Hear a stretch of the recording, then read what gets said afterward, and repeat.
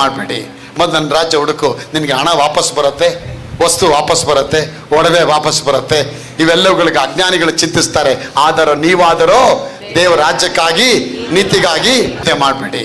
ಮತ್ತು ನನ್ನ ರಾಜ್ಯ ಹುಡುಕು, ನಿನಗೆ ಹಣ ವಾಪಸ್ ಬರುತ್ತೆ, ವಸ್ತು ವಾಪಸ್ ಬರುತ್ತೆ, ಒಡವೆ ವಾಪಸ್ ಬರುತ್ತೆ. ಇವೆಲ್ಲವುಗಳಿಗೆ ಅಜ್ಞಾನಿಗಳು ಚಿಂತಿಸ್ತಾರೆ. ಆದರೂ ನೀವಾದರೂ ದೇವರ ರಾಜ್ಯಕ್ಕಾಗಿ ನೀತಿಗಾಗಿ ತವಕ ಪಡಿ. ಆಗ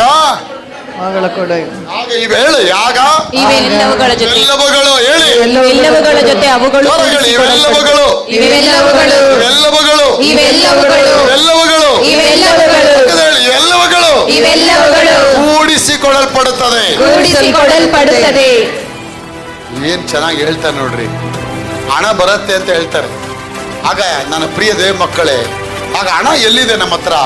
ಹಣ ಯಾರ ಹತ್ರ ಇಟ್ಟಿದ್ದಾರೆ? ದೇವರು ಹಣಗಳನ್ನ ದೇವರು ದುಷ್ಟತ್ರ ಇಟ್ಟಿದ್ದಾರೆ.